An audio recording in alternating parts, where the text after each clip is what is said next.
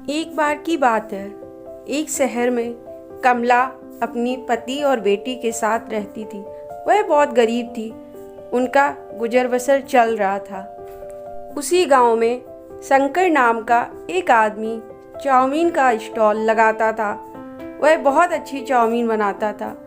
कमला की बेटी उस चाउमीन को खाकर बहुत खुश होती थी। एक बार कमला ने अपने पति से कहा, अजी सुनते हो, क्या मैं भी चाउमीन बना सकती हूँ? अपनी बेटी को तो खिला ही सकती हूँ। पति के हाँ करने के बाद कमला अपनी बेटी के लिए चाउमीन बनाती है।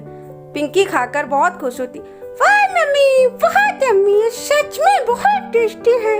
तभी कमला का पति कमला से कहता है कि तुम तो बहुत अच्छी चाउमीन बना लेती हो, ऐसा करते हैं हम दोनों मिलकर चाउमीन का स्टॉल लगाते हैं। कमला पति के साथ मिलकर चाउमीन का एक स्टॉल खोलती है और उसका स्टॉल बहुत चलता है। यह बात जब शंकर को पता चलती है तो उसको बहुत गुस्सा आता है, क्योंकि उसके ग्राहक कम हो जाते हैं और उसकी बिक्री होना बंद हो जाती है। इस कमला को तो कुछ करना ही पड़ेगा, ऐसा ही चलता रहा तो मेरी सारी दुकान बंद हो जाएगी। इसको तो सबक सिखाना ही पड़ेगा। तभी शंकर एक बाबा के पास जाता है और बाबा से अपनी समस्या कहता है। बाबा कहता है, ठीक है, जैसा तुम चाहोगे मैं वैसा करूँगा। इसके बदले में मुझे भी कुछ चाहिए होगा, तुम मुझे क्या दे सकते हो बताओ।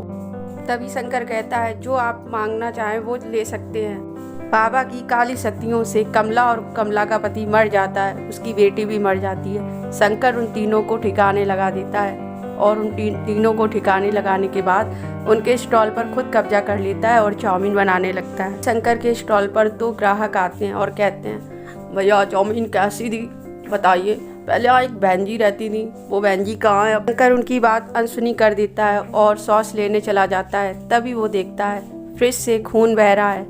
ये सब देखकर वो डर जाता है और डर की वजह से वहाँ से भाग निकलता है और आकर ये बात अपने नौकर को बताता है। तभी उसका नौकर कहता है, नहीं मालिक, ऐसा नहीं होगा, आपने कुछ गलत देख लिया होता है। शंकर फिर से काम में लग जाता है। तभी उसके स्टॉल पर एक आदमी आता है जो कहता है, अरे शंकर भाई, आपसे कुछ काम था। मेरे बेटे का बर्थडे है, मैं आपको चाउमीन बनाने का ऑर्डर देता हूँ। क्या आप मेरे बेटे के बर्थडे में चाउमीन बना सकते हैं? जी ज़रूर ज़रूर, बताइए कितना ऑर्डर है? हाँ शंकर भाई, आप संडे को आ जाना। चाउमीन स्वादिष्ट बनाना शंकर भाई, हमारे मेहमान खुश हो जाएं आपकी चाउमीन खाकर। हाँ ठीक ठीक, समझ गया, मैं समझ गया। इतना बड़ा ऑर्डर मिलने के बाद शंकर खुश हो जाता है और दूसरे दिन ही बर्थडे पार्टी में चाउमीन का स्टॉल लगा लेता है। वहाँ पर सभी मेहमानों को चाउमीन खिलाता है। तभी वहाँ पर चुड़ैल आकर खड़ी हो जाती है। वो अपने जादू से चाउमीन उड़ाने लगती है, जिससे मेहमान देखकर डर जाते हैं। अब शंकर जो भी करता ठीक उसका उल्टा होता। एक मेहमान को शंकर सॉस दे रहा था, सॉस जाकर उसके मुंह पर गिरा। चुड़ैल ये सब देखकर बहुत खुश हो रही थी। तभी एक मेहमान और आती हैं। वो शंकर से कहती हैं, भैया प्लीज़ एक प्लेट चाउमीन लगाना। तभी शंकर चाउमीन बनाकर उन मेहमान को देता है और तभी चुड़ैल शंकर के शरीर में प्रवेश कर जाती है और सारी चाउमीन शंकर उस मेहमान के सर पर फेंक देता है। वो मेहमान बहुत गुस्सा हो जाती हैं। तुम्हें अकल नहीं है क्या?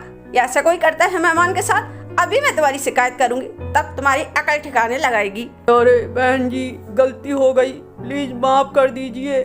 प्लीज़ मालिक से मत कहिए, मेरा ऑर्डर कैंसिल हो जाएगा, मेरे पैसे भी नहीं मिलेंगे। तभी शोर सुनकर वहाँ पर मालिक आता है और शंकर से कहता है, ये क्या बदतमीजी है? ऐसा कोई करता है मेहमान के साथ? तुमने हमारी पार्टी खराब कर दी, तुम्हारी वजह से मुझे शर्मिंदा होना पड़ा। शंकर को कुछ समझ नहीं आ रहा था। वो सोच रहा था ये क्या हो रहा है। तभी उसके नौकर की आवाज़ आती है, मालिक देखो, पूरा रेस्टोरेंट जल गया, पूरा स्टॉल जल गया, मालिक जल्दी आओ। ये सब देखकर चुड़ैल बहुत खुश हो रही थी और मन ही मन सोच रही थी, अब इस शंकर को सबक सिखाकर रहूंगी। और चुड़ैल ने उसका पूरा स्टॉल जला दिया। शंकर को कुछ समझ नहीं आ रहा था। तभी गांव के कुछ लोग आते हैं और आग बुझाने की कोशिश करते हैं। तभी पड़ोस का एक वृद्ध आदमी शंकर के पास आता है और कहता, अरे बेटा, मैं देख रहा हूँ बहुत दिनों से तुम बहुत परेशान हो, तुम्हारा सारा काम बिगड़ रहा है। मैं तुम्हें एक सलाह देता हूँ, एक बाबा के पास जाओ तभी ठीक होगा। शायद तुम्हारी खुशी का साया है जब से तुम्हें परेशान हो रहे हो। शंकर जरा भी देर नहीं करता है और वो दौड़ा दौड़ा उस बाबा के पास पहुंचता है। बाबा जी, मैं बर्बाद हो गया, मैं लुट गया। क्या हुआ बताओ, क्या बात है? इतने परेशान दिखाई दे रहे हो, क्या हो गया है शंकर? जरूर कुछ बात है, कुछ हो गया है क्या? बताओ मुझे, क्या हुआ है? तभी शंकर की पूरी बात सुनने के बाद बाबा और शंकर उस स्टॉल के पास पहुंचते हैं। वहां पर सभी लोग इकट्ठे हो जाते हैं।